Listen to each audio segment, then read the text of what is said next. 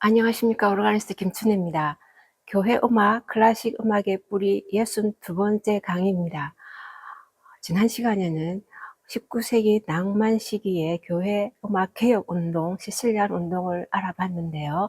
이 시간에는 19세기의 뛰어난 작곡가 리스트와 라인베르거 이 두 분의 작품에서 시실리안 운동에 어떻게 드러나는지 작품을 통해서 알아보고자 합니다. 먼저 찬송가 230장 우리의 참되신 구주시니 이 찬송가를 소개하겠습니다. 시실리안 운동 안에는 그 그레고리안 챈트 혹은 크게는 단선율 성가의 그 구원과 복원을 중요한 그 중점 내용이 있었는데요. 그래서 우리 찬송가에 이 단선율 성가가 모습 거의 그대로 나타나 있는 것이 두 장이 있습니다. 133장 하나님의 말씀으로 하는 그 주현절 찬송가죠. 그리고 바로 이 찬송가 성찬 찬송가인데요. 이 찬송가를 특히 작시자 그리고 선율 이것을 자세히 알아보고자 합니다. 이 작시자는 여러분이 교회 오래 다니셨으면 아실 것 같은데요. 토마스 아퀴나스입니다. 이분은 13세기에 정말로 뛰어난 그 신학자시고 철학자셨습니다. 중세를 통틀어서도 최고의 학자다 이렇게 말을 하기도 합니다. 이분의 그 교회사에서 보면 그 교회의 뛰어난 학자, 학사 혹은 학자, 스승, 박사 이렇게도 이제 타이틀이 있던데요. 번역을 하면 Doctor of Church 이렇게 해서 교회의 박사, 교회의 큰 학자라는 뜻이겠죠. 그런 칭호를 받는 분이기도 합니다. 또 그 가운데서도 천사적 박사 이런 또 이분의 또 독특한 또 타이틀도 있는데요. 그만큼 그 천사 같은 그 모든 면에서 다 설명하기에 벅차긴 하지만 그러면서 뛰어난 그 지성인 학자라는 의미가 되겠죠. 토마스 아퀴나스는 그 집안 자체가 굉장히 그 좋은 집안에서 태어났습니다. 그래서 어릴 때부터 이제 수도원 학교에서 공부하게 되고, 그러면서 또 나폴리 대학, 그리고 다시 또 수도원에서 이제 그 길을, 수사로서 길을 가게 되는데요. 그 굉장한 그 학문적인 그 업적도 뛰어나고, 그 탐구를, 공부를 많이 하는 분이셨다고 합니다. 그러면서 성격적으로도, 굉장히 과묵하고, 말을 잘 안 해서, 벙어리 황소, 이런 그, 단어가 있듯이, 말을 잘 안 했던, 그러면서 몸집은 좀 컸던 이런 하나의 이분에 대한 호칭도 있기는 한데요. 하나님과 상당히 깊은 교제를 하면서 묵상을 많이 하면서 학문적으로 깊이 있게 그리고 신학적으로 탐구를 많이 했던 분이라고 합니다. 이분의 그 저술이 굉장히 뛰어나죠. 뛰어나서 이분의 가지고 있던 그 아리스토텔레스 철학에 관한 것뿐만 아니라 신학을 어떻게 이제 그 일반 성도들에게 설명하는 이런 과제를 가지고 많은 엄청난 양의 많은 저술들이 있죠. 논문집, 강해집, 주석, 특히 그 가운데서 신학대전이라는 이 어마어마한 책이 유명하죠. 여러분 아마 아실 것 같습니다. 그 안에 엄청난 그 질문이 600개 이상의 그다음 그 항목들이 다 있어서 3부로 나눠져 있어서 신에 대한 그 논제죠.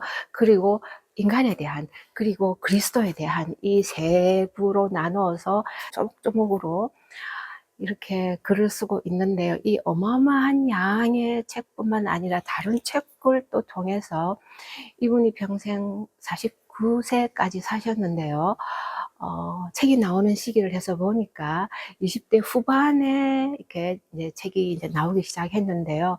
거의 약 한 25년 동안 저술을 했는데, 그럼에도 불구하고 일반적으로 학자들이 말씀하기는 어마어마한 양의 저술이라고 얘기를 합니다. 제가 그 글들을 보면서 모차르트가 생각났는데요. 모차르트가 그 머리 안에 그 모든 악상과 그 영감이 다 들어있어서 악보로 쓰기가 악보로 그려내기가 바빴을 정도의 천재이지 않았습니까? 이분은 또 다른 면에서, 신학적인 면에서 그 어마어마한 것이 이분 안에 있어서 글로 써오기가 바쁘지 않았을까? 물론 제자들이 옮겨 적을 수도 있겠지만 이런 그 대단한 석학이었던 것 같습니다.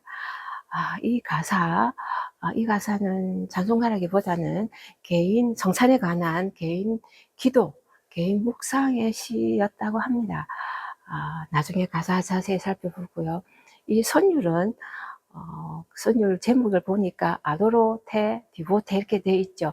아도로는 그 경배합니다 이런 뜻이겠죠. 그래서 헌신의 마음을 담아서 주님을 경배합니다 이렇게 돼 있는데요. 이 곡조명이죠. 그래서 이 13세기에 이 기도문이 개인 고백시가 나오고 또 바로 선율이 있어서 그 선율 이름도 보면 베네딕틴 플레인송 이렇게 되죠. 베네딕트 그 수도원에서 나온 단선율 성가라는 뜻이겠죠. 그 같은 13세기로 되어 있습니다. 이 그 챈트라고 그 그레고리안 챈트 제가 말씀을 드렸는데요.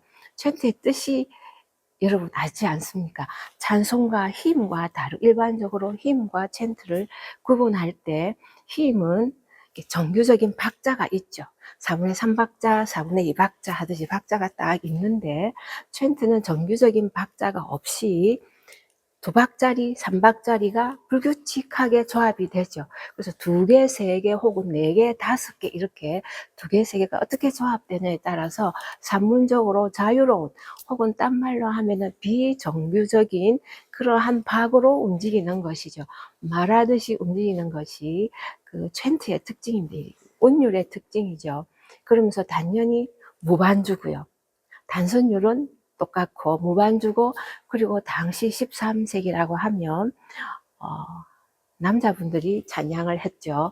그래서 음악적으로 음정으로 보면은 여성이 없으니까 그 한 옥타브 낮은 데서 그 음악이 쭉 나왔다고 이렇게 생각하시면 될 것 같습니다. 이 챈트의 특징인데요.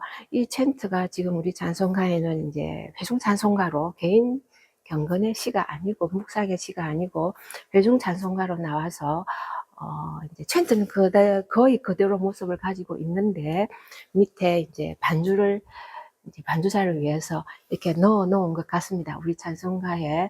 그래서 어쩌면 이 챈트를 반주 없이 그 당시 챈트처럼 그냥 선율만 하나만 쫙 이렇게 불러도 좋지 않을까, 이런 좀 색다른 찬송가의 모습이니까 그런 생각은 개인적으로 해봤습니다.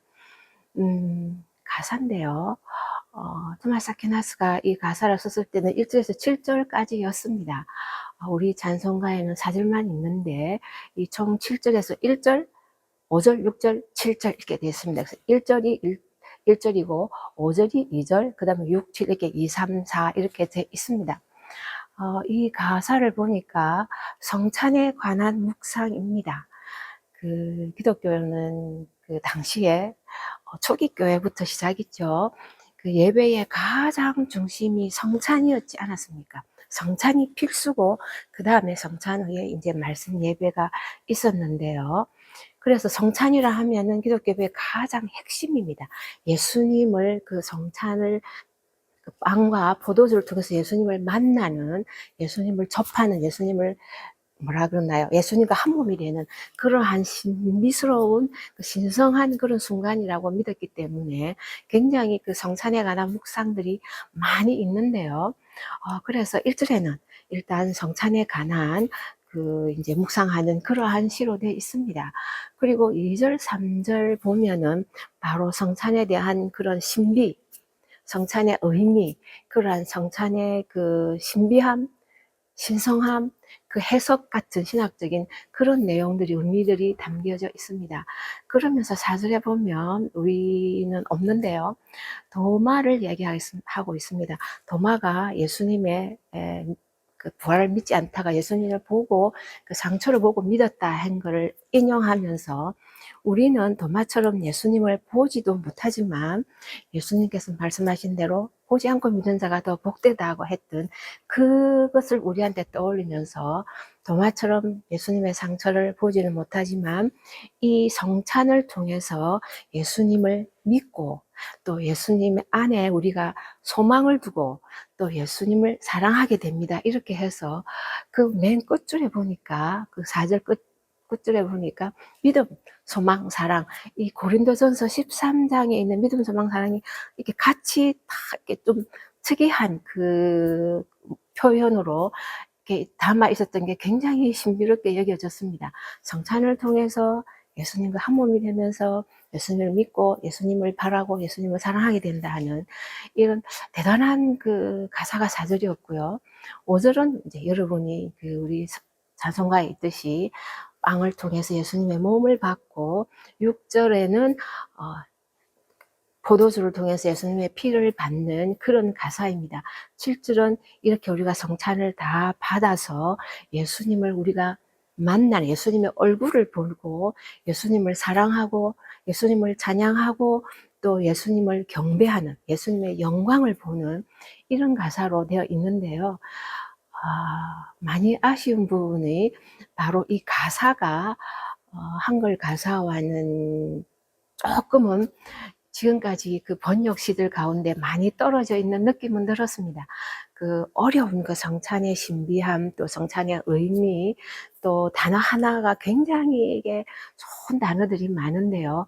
그것을 번역상에서 많이 이렇게 표현하지 못했던 게 아쉬움은 많았습니다만은 이 기회에 여러분도 또 라틴시가 아니더라도 영어로 번역된 게 있으니까 영어도 한번 참고해 보시고, 그렇지만 그 가운데 이 우리나라 찬송가 4절이 이 7절의 전체적인 내용은 조금씩 통틀어서 어떻게 보면 전체적으로 조금은 담고 있다는 그런 생각은 들었습니다. 챈트, 그레고리안 챈트, 불규칙 운율로 다라라라 다라라 다라다라다 두 개 가다가 세 개 가다가 두 개 가다가 따라디다다다다다 두 개 하다가 세 개 가다가 세 가 이런 굉장히 어떻게 보면 더 아름다울 수도 있는 이런 그 운율의 2, 3의 조합들을 즐기면서 좋아하시면서 가사 따라서 성찬을 음미하시면서 천천히 묵상하시면 더 좋은 찬송가가 될 것 같습니다. 찬송가 다시 한번 들어보시겠습니다.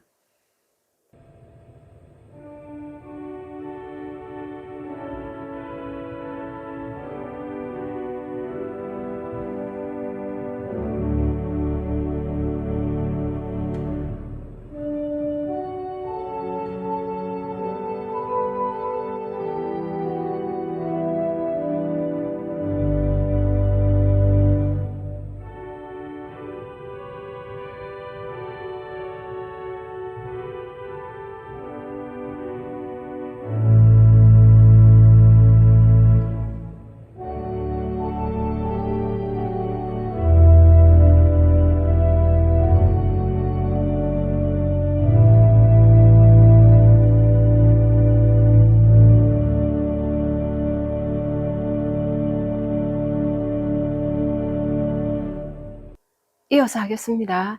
그동안 19세기 낭만에 뛰어난 교회 음악 작품들을 알아보고 있었는데요. 특히 독일에서는 멘델송과 브루크너의 그 낭만적인, 그러면서도 넓고도 깊은 그 심오하기도 한 경건함이 묻어있는 좋은 교회 음악 작품을 우리가 알아봤습니다. 이제 그 독일에서 활동한 그 리스트와 라인베르그의 교회 음악을 알아보겠습니다. 리스트는 여러분이 아시다시피 뛰어난 피아니스트죠. 하지만 리스트는 그 평생 또 그 중점적인 그 활동들이 조금 다르게 나타납니다. 앞쪽 부분에는 젊었을 때는 당연히 그 피아니스트로서 지금으로 말하면 거의 슈퍼스타급의 피아니스트였죠. 너무나 뛰어났고 기교적으로, 그러면서 또 굉장히 안보를 잘해서 베토벤을 비롯한 많은 작곡가들의 작품을 듣고 혹은 보고 바로 외워서 쳐서 피아노 리사이트를 하면은 다 외워서 치듯이 그 리사이트라는 그 단어가 나올 정도로 정말 대단한 그런 피아니스트였죠. 하지만 또 약간 중간 쪽으로 들어가면 작곡가로서 곡들을 많이 쓰면서 또 오케스트라곡을 편곡도 하면서 직접 본인이 오케스트라 곡을 또 많이 작곡했습니다. 그 중에서 교향시라고, 심포닉 포임이라는 교향시를 또 처음으로 작곡하기 시작해서 그런 교향시라는 타이틀을 새로 만들었던 사람이기도 한데요. 바이마르를 중심으로 해서 제자들도 가르치고 또 지휘도 하시고 오케스트라 곡도 만들고 하는 그런, 이제 그러면서 또 많이 또 남을 돌보기도 하고 나누어 주기도 하는 그런 시기가 있었고요. 그러면서 물론 당연히 그 피아노를 지속은 되지만 한 50세에 들어오면 로마로 가는 그 일이 있습니다. 그래서 거기서 한 10여 년 정도 머물면서 50세에 그 로마로 가셔서 한 54세쯤 되면은 성직을 받게 됩니다. 그래서 그 종교인으로서 또 작곡가로서 또 활동을 하고, 또 마지막 후반기 보면 다시 이분의 출생지 헝가리죠. 헝가리 그 부다페스트로 가서 또 음악을 해서 또 제자를 가르치기도 하는 그런 다양한 그런 인생의 과정들을 보는데요.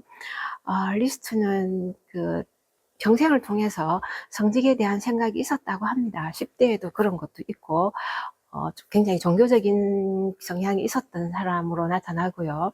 그렇지만 파가니니를 보면서 나는 그 피아노에서 파가니니가 그 비교적인 아주 뛰어난 그런 피아니스트가 되어야 되겠다 해서 다시 피아노로 몰두하게 되는 그런 계기도 여러분이 아실 것 같은데요. 리스트가 평생, 물론 앞쪽보다는 이제 뒤쪽으로 가면서 교회곡들이 더 나오는데, 그 로마로 가게 되는 그 50세부터 이후 리스트가 75세를 살았는데요.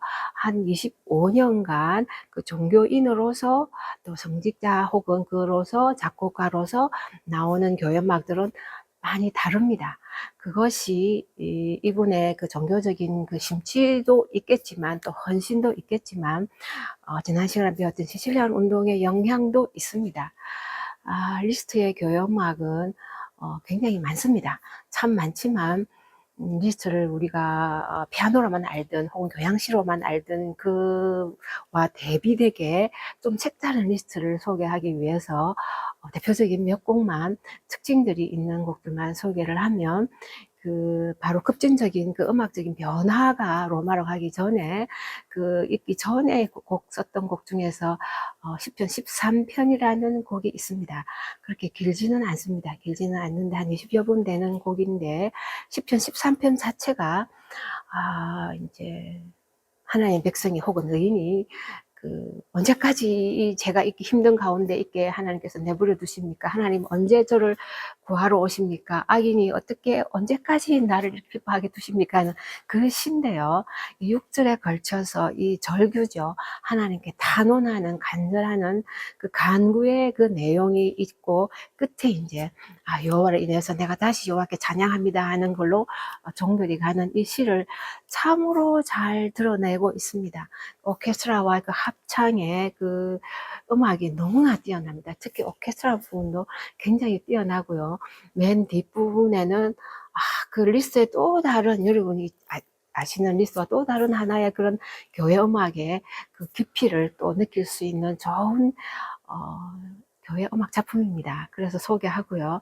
그 다음에 이제 로마로 오기 약간 직전부터 해서 로마로 오시면서 정직 받는 그 과정 속에서 작곡하고 그 다음에 정직받고 이후에 쭉 연대순으로 이제 제가 소개를 하면은 첫 번째 할 수 있는 게 크리스투스라는 오라토리오입니다.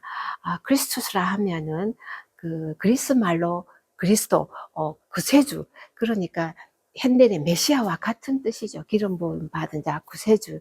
그래서 메시아 하면은 히브리어고 크리스투스 하면 그리스어지 않습니까? 그래서 핸델의 메시아를 생각하게 되는데요. 그와 비슷합니다. 약 한 3시간 걸립니다. 3시간 걸리고 또 3부로 나눠져 있습니다. 핸델과 흡사하죠.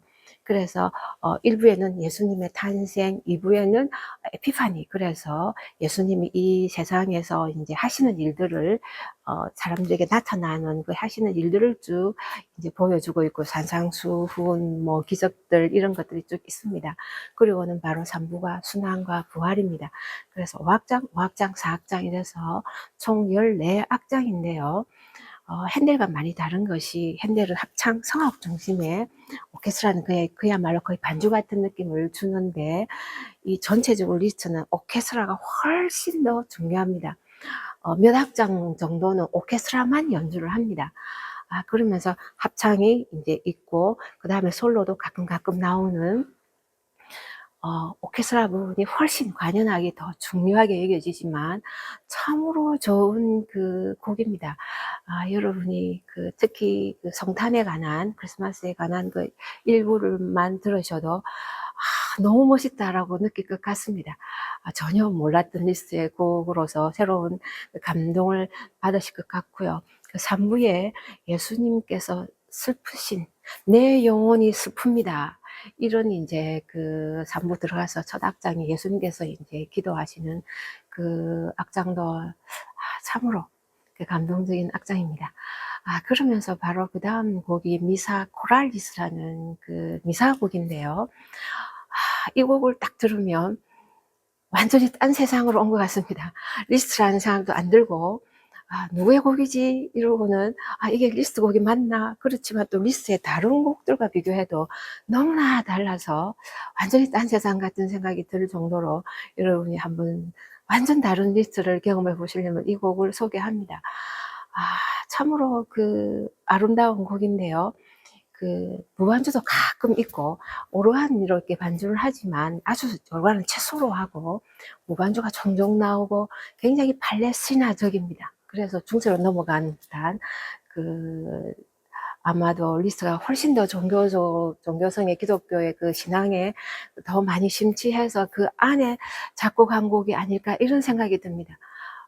너무나 다르다, 이런 생각이 드는, 꼭 여러분께 소개하는 곡이니까 별로 길지는 않습니다. 그리고는 바로 레퀴엠이 있는데요. 레퀴엠은 이 곡은 그 남성들로만 이렇게 남성 합창입니다. 그래서 조금 우울해 보이기는 합니다. 워낙 음력 자체가 저음이니까.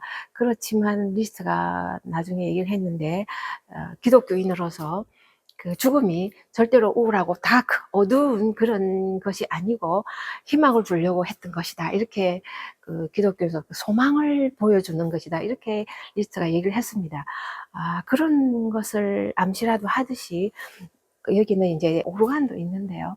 오르간 쪽에서 보면은 그 끝에 싹 이렇게 올라가는 그 A 메이저 코드로 오르간만 이렇게 싹 해서 그냥 사라지듯이 그 코드가 나타나는데, 그 리스트의 의도가 아닐까, 그런 생각이 들었습니다. 그러면서 이제 리스트 소개로서는 가장 후반부에 그 리스트 거의 말기 쪽에 해당하는 그 작품인데요. 십자가의 길이라는 그 곡입니다. 이 곡도 굉장히 심오한 곡입니다. 왜냐하면 십자가의 길이란 자체가 예수님의 순환이잖아요. 그래서 가톨릭에는 그 예수님의 십자가가 머무신 그 장소 14곳이라고 하는데요. 그 14처소라고 하는데, 그게 한 곡마다 이렇게 음악이 딱딱딱 있어서 이런 음악들을 그 가톨릭 음악에서는 많이 작곡하는데, 바로 이 내용입니다. 그래서 리스트가 예수님의 순환을 그것으로 해서 1시간 안 걸립니다. 크리스토스 같은 3시간짜리가 아니니까 이 곡을 감상하실 수 있는데요. 이 14곡이 쭉 빌라도 법정에서부터 예수님이 이제 십자가를 지는 걸로 이렇게 딱 언도를 이렇게 이제 선고를 당하는 그 순간부터 해서 십자가에서 돌아가시는 그 끝까지 쭉 나오는 것인데요. 다양한 음악이 들어 있습니다. 리스트의 종교적인 헌신의 기독교적인 신앙이 굉장히 많이 묻어 있고, 또 리스트의 말기 곡이기 때문에 그런 것이 더 많이 드러나지 않나 그런 생각이 들었습니다. 맨 끝 악장에 보면은 아베 십자가를 경배합니다 이렇게 나옵니다. 아베 굵스 이렇게 해서, 그래서 굉장히 십자가에 대한 예수님의 그것을 다시 묵상하고 하는데요. 이 부분에 가면은 오르간이 이렇게 굉장히 중요한 역할을 합니다. 십자가의 길에서. 그래서 무반주도 있지만 합창이 이렇게 나오다가 오르간만도 나오다가 오르간으로만 된 악장도 있고요. 그래서 이 곡을 보통 평하기를 전통적인 교회 음악의 모습을 다 가지고 있다. 그래서 무반주도 많고 아카펠라죠. 그리고 약간의 폴리포니도 있고 챈트 같은 부분도 있고, 그러면서 또 독일 코랄도 들어가 있습니다. 신기하게. 그러면서 바로 바흐의 코랄, 거룩하신 주님, 마태순환곡에 나오는 이 화성이, 당연히 그 화성은 아니고 리스트가 조금 변화는 줬습니다. 리스트적인 거룩하신 주님, 이 4부 화성을 들으실 수 있는 이 곡입니다. 그래서 교회에 다양한 루트란 코랄, 챈트, 그레고리안 챈트, 바하 코랄, 무반주, 그러면서 오르간까지, 그리고 약간의 다성을 겸했던, 그렇지만 화성은 굉장히 진보적입니다. 그래서 거의 20세기에 가까울 정도로 반음계가 굉장히 많습니다. 예수님의 고난이니까 아무래도 반음계로 묘사하기가 더 좋기도 하는 이유도 있겠지만, 반음계, 오음계 해서 화성적으로는 굉장히 이 흑인 낭만 뒤쪽으로 와 있습니다. 그렇지만 느리고 곡 자체가 묵상하는 곡이기 때문에 복잡하게 느껴지지는 않습니다. 여러분이 리스의 가장 뛰어난 후기 작품을 교회음악을 듣고 싶어 하시면 현대 화성까지 들어가 있는, 그러나 교회의 전통의 그거를 다 함께 아우러서 나와 있는 곡을 감상하시고 싶으면 이 곡도 추천합니다. 이제 바로 라인베르거를 소개할 텐데요. 라인베르거는 리히텐슈타인이라는 오스트리아와 스위스 접경 지역에 있는 조그만한, 거기서 태어났습니다. 그렇지만 대부분의 생애를 뮌헨에서 보내셨는데요. 뮌헨에서 이제 음악원 갈 때부터 굉장히 뛰어났다고 합니다. 그래서 수재로서 공부를 아주 잘했고, 그리고 결국은 뮌헨 음악원 거기서 또 이제 바로 이어서 뮌헨 대학에서 또 교수로 있으면서 많은 제자를 길러냈었습니다. 리스도 사실은 제자도 많이 길러내고 자선사업과 굉장히 선한 일들을 많이 한 작곡가이기도 한데요. 이분도 그랬었습니다. 그래서 제자를 굉장히 많이 길러내고 굉장히 후한 분이셨다고 합니다. 굉장히 배려가 깊고 사랑이 많았던 그런 작곡가라고 하시는데요. 이분의 음악적인 성향은 전체적으로 굉장히 클래시컬합니다. 그래서 시실리안 운동에 영향을 받지 않았어도 이미 이분의 음악은 아주 정갈하고 깨끗하고 순수한 이런 음악적인 스타일이었습니다. 이분은 일반 클래식 곡도, 심포니도 있고 다양한 실내악 곡도 있는데요.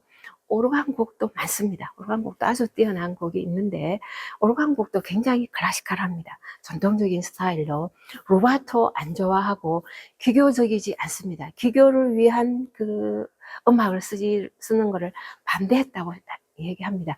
너무 감성적인 것도 안 좋아했다고 합니다. 그래서 아주 엄격한 템포에서 그 안에서 절제된 균형 잡힌 그런 음악을 굉장히 추구했던 클래시컬한 작곡가였는데요.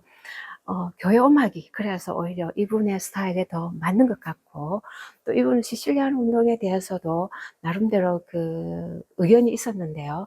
운동의 큰 일을 하셨던 비트라는 분에게 이 라인베르가 그 편지를 쓴 내용에 보면 그 옛날 스타일도 좋고 돌아가는 복원하고 발전시키는 것도 좋지만 교회마 개혁도 좋고 다 좋지만 한 스타일, 그 르네상스, 팔레스타인 스타일만은 자기는 좀 아닌 것 같아, 이렇게 얘기를 하고 있습니다. 그래서 교회 음악의 전통적인 것도 필요하면서도 지금 살아가는 19세기의 화성과 리듬과 그 음악적인 뉘앙스, 그 표현법, 그 묘사하는 그 음악적인 그 모든 음악 어법들이 19세기 음악에는 들어가야 된다, 이거를 이제 주장하면서 그 비트라는 분에게 보낸 편지도 있는데요. 이분의 음악은 자연스럽게 말씀드린 대로 클래시컬한 편이었기 때문에 교회 음악하고 너무나 잘 맞는 데다가 또 시실리안 운동가도 많은 면에서는 동조를 했다고 합니다. 그러다 보니까 이분의 곡은 그야말로 더 교회적인 깨끗한 그런, 특히 그 합창곡은 그렇습니다. 무반주가 굉장히 많습니다. 오르가니스트이기도 했고 또 오르간곡도 많이 썼다 보니까 오르간 반주곡도 많기는 합니다. 그렇지만 또 가끔은 오케스트라 반주도 있기는 한데요. 그렇지만 아주 소규모로 오케스트라든 오르간이든 작게 하고, 또 곡들도 그렇게 길지 않고 이렇게 막 과대하지 않습니다. 대부분의 곡이 20분, 길면은 뭐 30분 이렇게 넘어갈 정도로 짤막짤막 간결하게 구성도 아주 잘 돼 있는 그런 곡들인데요. 이분의 곡에 보면은 바로 미사, E 플랫 미사를 여러분께 소개합니다. E 플랫 미사 곡을 들으면 제가 들었던 처음 느낌이 천국이다, 천국 같아, 이런 생각이 딱 들어옵니다. 너무나 아름답습니다. 그 음악이 그 팔레스티나뿐만 아니라 교회적인 그 순수 깨끗함의 그 모든 것을 보여주는 듯한 그런 미사곡입니다. 너무나 아름다운 곡인데요. 여러분 이 곡을 꼭 들어보셨으면 좋겠습니다. 처음 시작하는 곡으로서 라인베르그를 입문할 수 있는, 이분의 스타일을 알 수 있는 그런 곡 같습니다. 그러면서 또 이분의 또 여성 합창곡을 또 많이 썼는데요. 여성 합창을 위한 그 미사곡도 있습니다.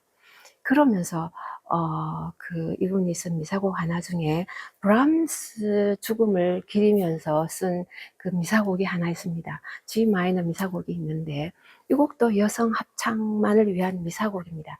아주 이 곡도 아름답습니다. 그래서 계속 듣고 있으면 비슷한가 할 수 있지만 각각 색다른 그 컬러와 또 반주와 또 무반주와 또 가끔은 오케스트라와 이런 것들이 섞여 있기 때문에 또 다른 그런 곡들을 여러분이 느낄 수 있을 것 같습니다. 그래서 E 플랫 미사곡, 그리고 바로 브람스를 기념한 미사 G 마이너, 이것이 참으로 뛰어난 곡 같고요. 그러면서 바로 칸타타인데요. 오라토리오라고도 하긴 합니다. 한 40여 분 이상 되는 곡인데요.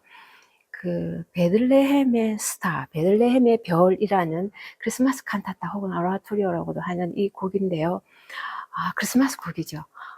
이 곡도 참 아름답습니다. 그 리스트에 그 크리스투스라는 그 오라토리오 중에서 이 크리스마스 일부가 한 1시간짜리 그 되는 곡인데요.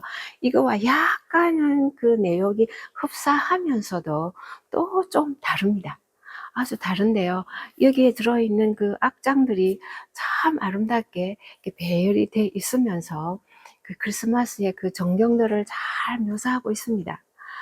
베들레헴의 스타라고 해서 그 동방박사, 또 별, 또 목자, 천사들, 또 예수님의 모습, 또 마리아, 이렇게 해서 그 예수님의 결국은 그 전체 탄생에 대한 그 조명을 이렇게 쭉 이렇게 하고 있는데요.